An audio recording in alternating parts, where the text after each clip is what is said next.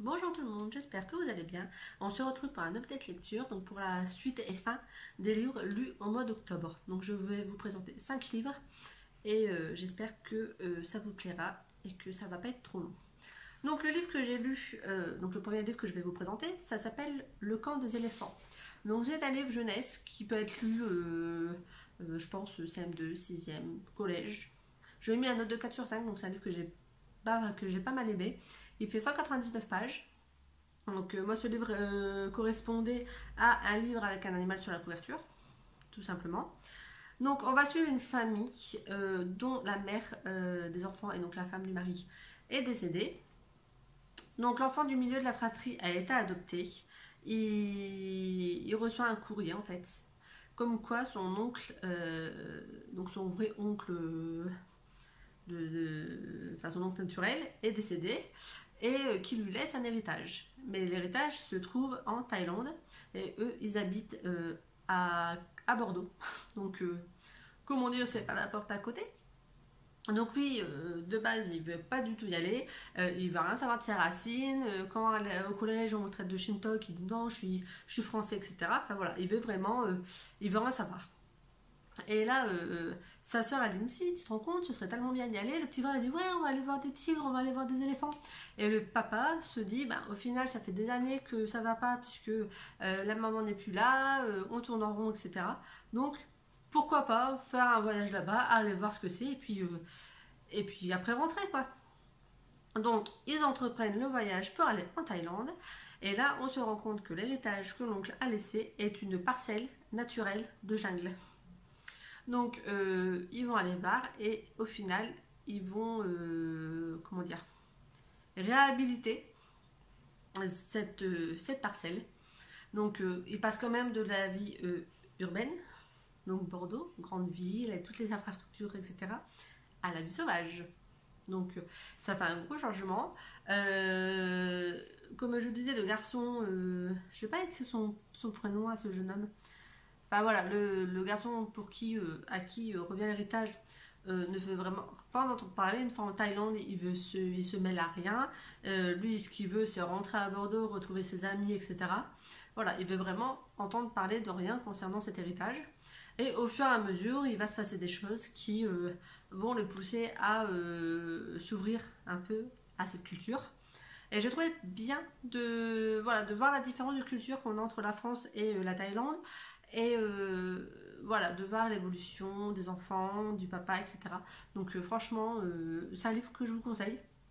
Il est très beau. Et voilà. Voilà. Ensuite, le deuxième livre que j'ai lu, enfin que je vais vous présenter, c'est Forbidden. Je devais le lire pour je ne sais plus quel défi. Il fait 544 pages. Je l'ai lu en format EPUB. Et donc j'ai vu sur YouTube qu'il y en a plein qui ont adoré ce livre, etc., qui les a fait pleurer. Eh ben pas moi. Je lui ai mis la note de 3 sur 5. En fait, la première partie du roman m'a vraiment plu. C'est-à-dire qu'on va suivre l'histoire de 5 frères et sœurs. Donc ça fait garçon, fille, garçon, garçon, fille. Les deux grands ont 17 ans et 16 ans. Et en fait, c'est eux, on va dire, qui gèrent les enfants parce que la mère est aux abonnés absentes, qu'elle n'est jamais là, qu'elle galère à donner de l'argent à ses enfants pour qu'ils puissent payer les factures, alors que c'est eux qui doivent gérer leurs études, rhabiller les enfants, les devoirs des enfants, les faire nourrir, les habiller. Enfin, vraiment, ils ont un rôle de parents, alors qu'ils sont eux-mêmes lycéens. Donc, voilà. Donc, cette partie-là de l'histoire m'a vraiment plu parce que, voilà, c'est inconcevable de laisser ses enfants comme ça livrés à eux-mêmes. Un grand respect aux grands frères et à la grande sœur qui ont tout fait pour pas que les services sociaux viennent et éclatent leur fratrie. Franchement, cette partie-là du livre, je l'ai vraiment, vraiment, vraiment appréciée. Par contre, arrivé à un moment, on va passer sur une partie où le frère aîné et la sœur aînée se rendent compte qu'ils ont des sentiments l'un pour l'autre. Et va se mettre une histoire d'amour en fait entre eux deux qui moi m'a dérangée en fait, dans le sens où c'est des frères et sœurs. Donc j'en ai parlé avec ma sœur qui elle-même a lu ce livre. Elle dit oui, mais ils ont beau être frères et sœurs, ils n'ont jamais été élevés comme frères et sœurs, puisqu'au début, comme ils ont presque pas d'année d'écart, ils ont toujours été à peu près dans la même classe, etc. Et donc ils étaient meilleurs amis, ils se sont considérés comme meilleurs amis. Et ensuite, ils ont dû prendre le rôle des parents, et donc ils se sont retrouvés entre guillemets père et mère de famille. Mais voilà, moi le fait qu'ils habitent ensemble, que le lien de sang, etc., m'a vraiment dérangé. Voilà, cette partie de l'histoire était vraiment compliquée. Euh, Ensuite, je comprends pas comment les établissements des enfants n'aient rien pu voir. Enfin voilà, c'est une histoire qui m'a dérangée. Voilà, la première partie, nickel. Mais la partie concernant l'inceste, j'ai vraiment eu du mal. Je m'attendais pas à cette fin non plus. Je suis restée en demi-teinte par rapport à la fin de l'histoire. Mais lisez-le, c'est une bonne lecture. Voilà, je reste, comme je vous dis, sur une demi-teinte. Je lui ai mis la note de 3 sur 5, donc c'est un peu plus de la moyenne. Mais c'est pas ouf non plus. Parce que je sais pas. En gros, je sais pas ce que je ressens à la fin de cette histoire en fait. Je suis restée en demi-teinte. Voilà. Je sais pas comment vous dire. Je sais pas si j'ai aimé, je sais pas si j'ai pas aimé. Ça a été vraiment étrange comme sensation de lecture. Donc, si vous l'avez lu, laissez-moi un commentaire parce que je sais que c'est un livre qui est sorti il y a un petit moment et que beaucoup de personnes ont lu. Donc, si vous l'avez lu, je veux bien avoir votre avis. Ensuite, le livre que je vais vous parler maintenant, c'est un vieux livre. C'est Zodiac. Donc, c'est ma voisine qui me l'a prêté. Ça date de 2003, je crois, la série. En fait, c'est une série qui est passée sur TF1 en été, si je ne me trompe pas. Et donc, c'est le livre qui est sorti après la série. Voilà. Donc, moi, j'ai pas regardé la série. Voilà, parce qu'en 2003, comme maintenant, en fait, je regardais pas trop la télé. Donc, voilà. Donc, j'ai plongé dans ce livre en totale ignorance de cette série télé. Je savais pas du tout de quoi ça allait parler, etc. En fait, on va suivre l'histoire d'une jeune femme qui a été élevée par sa maman, mais qui connaît son père, elle sait qui c'est.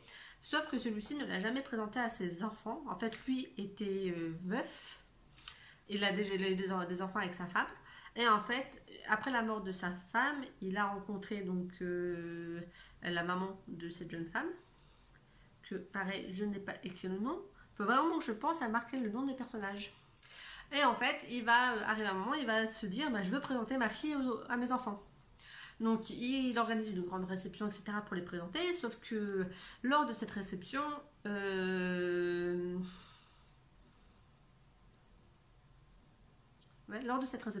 un enfant tombe à l'eau, donc dans la piscine, et elle va, comme elle est en train de se balader, elle va le retrouver, elle va le sortir, faire du bouche à bouche, le sauver, enfin bref.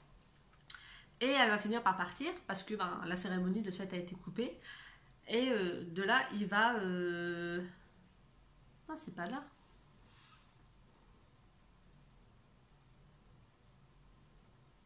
Si. Donc elle va le ramener à la vie. Enfin bref.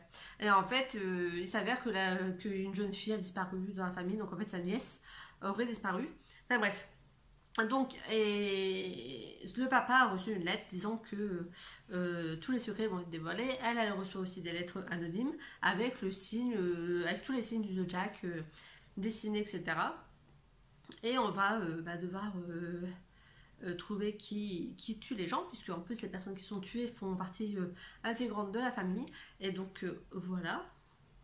Alors, j'avais pas trouvé le meurtrier jusqu'à la fin. Voilà, ça a été une surprise de voir qui était le meurtrier. Ça a été une bonne découverte comme livre. Je lui ai mis la note de 3,5 sur 5 parce que c'était pas ouf non plus. Mais il s'est lu rapidement. C'était un petit moment sympa, mais voilà, je m'en souviendrai pas plus que ça. La preuve, vous avez vu dans mon résumé qu'il n'est pas très cohérent. Donc, comme vous voyez, il m'a pas non plus marqué des masses. Ensuite, j'ai lu Un jour disparaître.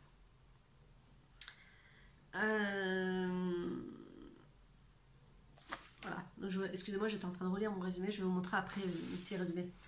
Donc on va suivre l'histoire d'une famille où donc la fille du couple et donc la sœur des garçons étaient partis en voyage scolaire à la montagne, et en fait tout un petit groupe d'élèves ainsi que le professeur et le chauffeur sont décédés lors d'un accident de car. Tous les corps ont été retrouvés, donc c'était 8 en tout je crois. Tous les corps ont été retrouvés, celui du professeur aussi, celui du chauffeur de bus également. par contre, son corps à elle n'a pas été retrouvé. Ils ont juste retrouvé son bracelet ou son collier, une veste, et c'est tout. Donc, à côté de ça, bah, on arrive plusieurs années après où bah, la famille doit bien se reconstruire. À un moment, a beaucoup de mal, puisque voilà, elle n'arrive pas à faire son deuil, étant donné qu'ils n'ont jamais retrouvé le corps de sa fille, elle n'arrive pas à faire son deuil. Elle a une aventure avec un homme qui va commencer à lui dire mais t'es sûr que ta fille est morte? C'est quand même bizarre qu'ils n'aient pas retrouvé son corps. Il y a quand même, enfin, on sait très bien qu'à cet âge-là, ils s'échangent leurs vêtements, ils échangent leurs bijoux, voilà. Donc, elle va commencer à remettre en question l'enquête et voilà. Donc en fait, on va suivre dans les chapitres, il va y avoir au moment des vacances, ce qui s'est passé. On va suivre le maintenant. On va suivre avant. Un chapitre sur deux, on est le présent. Donc quand elle est déjà décédée, enfin, quand l'accident de car a eu lieu, etc. et quelques années après. Et l'autre chapitre, on sera au moment de cet accident. Donc ça englobe tout, ça englobe les vacances là-bas, ça englobe l'accident, ce qui s'est passé ensuite, mais dans les moments imminents en fait de la suite. Voilà, donc franchement, pareil, à la fin, bon je me suis doutée de la fin, on va dire 4-5 chapitres avant, mais franchement, j'ai beaucoup aimé, j'ai beaucoup apprécié. Et il faisait 272 pages, pareil, je l'ai lu en une soirée, je crois, parce que j'arrivais pas à m'arrêter. Donc j'ai dû le finir genre à 1h30 du matin, tout va bien. J'ai une poussière sur ma lunette. Voilà, donc j'ai dû le finir vers 1h30 du matin, tellement j'étais absorbée par cette histoire. Donc je vous le recommande, je lui mets la note de 4 sur 5. C'est un bon roman noir. Puisque c'est un roman noir, il est catalogué comme roman noir, il est marqué sur la couverture, il est marqué roman noir, donc je ne pouvais pas me tromper de catégorie. Voilà, donc je vous le recommande fortement. Et ensuite, le dernier livre que j'ai lu au mois d'octobre, c'est Prisonnière d'une cage dorée, le tome 1. Alors, bonne découverte, j'attends le tome 2, il faut que j'arrive à trouver le tome 2, puisque je veux savoir la suite. Il fait 411 pages, je l'ai lu également en format e-book. Donc, on va suivre l'histoire de Lisa, L-I-2-S-A, Lisa, qui se retrouve kidnappée par un homme riche, un homme qui habite... Je l'ai vraiment pas écrit, non mais ça craint quand même. Il habite dans un pays oriental. Donc je ne sais plus exactement lequel. Enfin bref, donc il est riche au début de l'histoire. On a un mail qui dit je suis retenu contre ma volonté, je me trouve là, t'inquiète, je vais bien. Voilà, l'histoire commence comme ça. Ensuite, donc on fait un petit bond en arrière, on voit que donc Lisa sort, etc., qu'elle rencontre, qu'un homme l'aborde, etc., qu'elle ne répond pas spécialement à ses avances, que lui la relance, qu'elle répond toujours pas à ses avances, et au final, il va finir par la droguer et l'emmener dans son pays, sans lui demander son avis. Et donc là, on va suivre cette histoire. Est-ce qu'au final, ils vont s'aimer? Est-ce que lui, il l'aime en fait? Mais est-ce qu'il aime vraiment ou il aime que son apparence? Et elle, comment elle va réagir suite à ce kidnapping? Comment ça va se passer? Puisqu'en fait, la France ne peut pas intervenir là-bas. Donc comment ça va se passer pour qu'elle puisse rentrer chez elle? Est-ce qu'elle souhaite rentrer chez elle? Voilà, donc j'ai bien aimé. Je veux le tome 2, je peux pas vous en dire plus, parce que je pense que je vais trop vous spoiler si je vous en dis plus. Mais bon, sachez, mettez-vous dans la peau de cette jeune femme qui... Excusez-moi. Mettez-vous dans la peau de cette jeune femme qui se retrouve du jour au lendemain dans un pays qu'elle ne connaît pas, avec des gens qui parlent une langue qu'elle ne connaît pas, coupée de sa famille, de ses amis, de son métier. Voilà, comment vous réagirez dans ces circonstances?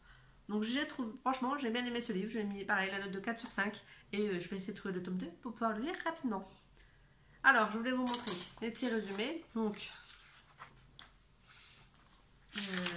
voilà, donc en fait, mon petit résumé se présente comme ça. Donc, je suis toujours dans mon bullet journal qui devient plus un livre lecture en fait qu'un bullet journal puisque je l'utilise essentiellement pour mes lectures. Donc en fait à chaque fois je mets le titre ici du livre, Donc là c'est Mediatek parce que c'est un livre qui est dans la Mediatek, sinon je marque ePub ou Aurélie Cosma Basile, Mélanie Cosma, enfin bref, d'où le livre vient, un petit résumé, la note que je lui ai mis et le nombre de pages. Et quand il rentre dans mon défi lecture, je précise c'est ma combien de lecture de l'année qui rentre dans le défi. Voilà. Donc c'est un petit et quand je l'ai mis sur YouTube, comme là les vidéos sont tournées mais c'est pas encore en ligne donc il faut que je le fasse. Je rajoute quand c'est mis en ligne, bon là je les ai pas encore coloriés mais je rajoute le petit logo YouTube pour dire que c'est bon, c'est sur YouTube. Normalement je vais pouvoir vous montrer le mois au mois de septembre parce que c'est là que j'avais fait, voilà, donc au mois de septembre, et le que je vous ai présenté et le logo YouTube qui est colorié. Comme quoi c'est bon, c'est bien mis en ligne et que ça me permet de moi pas me perdre et pas représenter l'un deuxième livre en point lecture. Voilà, je m'arrête pour la lecture du mois d'octobre et on se retrouve dans peu de temps je pense pour une première partie des lectures du mois de novembre. Voilà, je vous souhaite une agréable journée, je vous dis à très bientôt pour une autre vidéo. Bye!